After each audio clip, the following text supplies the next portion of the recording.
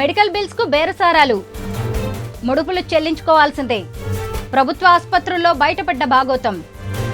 Medical bills మంజూరుకు government hospitals లో అక్రమాలు చేస్తున్నారు. 50,000 బిల్లు శాంక్షన్ చేయాలంటే 1,000 రూపాయలు చెల్లించాల్సిందే, లేదంటే ఆ బిల్లును పక్కన పడేస్తున్నారని పలువురు ఉద్యోగులు, రిటైర్డ్ ఎంప్లాయీస్ గగ్గోలు పెడుతున్నారు. విజయవాడ, తిరుపతి, విశాఖపట్నం, నెల్లూరు గవర్నమెంట్ హాస్పిటల్స్ లో పెండింగ్ మెడికల్ బిల్స్ ను పరిశీలిస్తే ఏ స్థాయిలో మామూళ్ల దందా సాగుతుందో అర్థమవుతోందని ఉద్యోగులే అంటున్నారు. బిల్స్ ఎప్పుడు వచ్చాయి, సంబంధిత డిపార్ట్మెంట్ కు పరిశీలనకు ఎప్పుడు పంపారు, ప్రొసీడింగ్స్ పై హాస్పిటల్ సూపరింటెండెంట్ ఎప్పుడు సంతకం చేశారు అనే వివరాలు లేకపోవడంతో బిల్స్ మంజూరులో అక్రమార్కులు కాసుల కక్కుర్తిని ప్రదర్శిస్తున్నారనే అభియోగాలున్నాయి.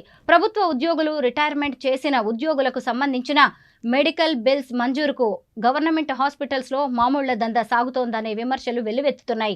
చివరకు 10,000 బిల్లుకు 200 డిమాండ్ చేస్తున్నారంటే గవర్నమెంట్ హాస్పిటల్స్ లో అక్రమార్కులకు డబ్బు జబ్బు ఏ స్థాయిలో పట్టిందో అర్థం చేసుకోవచ్చు. తీవ్ర జాప్యంతో ప్రభుత్వ ఉద్యోగుల మెడికల్ బిల్లుల పరిస్థితి ఘోరంగా తయారైంది. ఈ బిల్లుల క్లియరెన్స్ కు సంబంధించి ప్రభుత్వం స్పష్టమైన జీవోలను మంజూరు చేసింది. అయినప్పటికీ హాస్పిటల్స్ కు సంబంధిత విభాగం ఉద్యోగులు కొందరు కాసులు ఇవ్వందే బిల్లు మంజూరు చేయబోమంటూ మొరాయిస్తున్నారనే ఆరోపణలు బలంగా వినిపిస్తున్నాయి. 50,000 రూపాయలు దాటిన ప్రతి బిల్లు ఆరోగ్యశ్రీ ట్రస్ట్ కు మంజూరు కోసం పంపుతున్నారు. గవర్నమెంట్ హాస్పిటల్ సూపరింటెండెంట్ స్థాయిలో మంజూరు కావాల్సిన బిల్స్ నెలల తరబడి జాప్యం జరుగుతోందని బాధిత ఉద్యోగులు వాపోతున్నారు.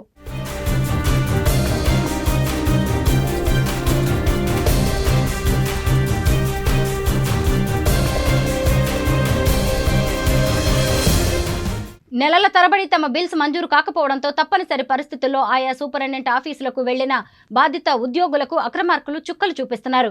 డాక్టర్ బిజీగా ఉన్నారు, మీ బిల్స్ పరిశీలన పూర్తి కాలేదు, మళ్లీ రండి, నాకు చాలా పని ఒత్తిడి ఉంది, రోజు చాలా బిల్స్ వస్తున్నాయి, ఇవన్నీ క్లియర్ చేయాలంటే కష్టం, వెయిట్ చేయాల్సిందే అన్న సమాధానాలు ఎదురవుతున్నాయి.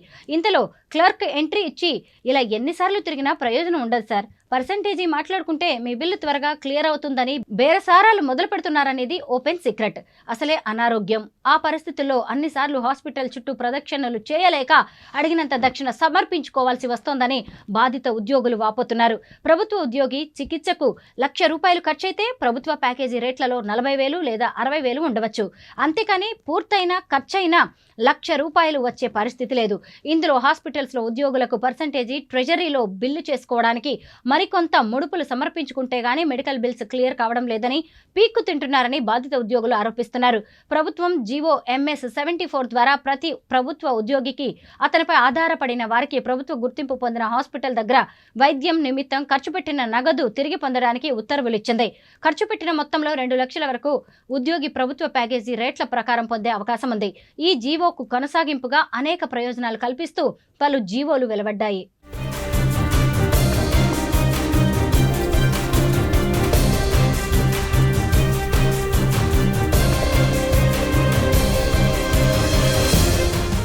మెడికల్ బిల్స్ వెరిఫికేషన్ చేస్తే ఒక్క రూపాయి రాదు, అందుకే కుదిరినప్పుడు చేస్తాం చూస్తామనే కొందరు వైద్యులు బాహాటంగానే అనడంపై ప్రభుత్వ ఉద్యోగులు ముక్కున వేలేసుకుంటున్నారు.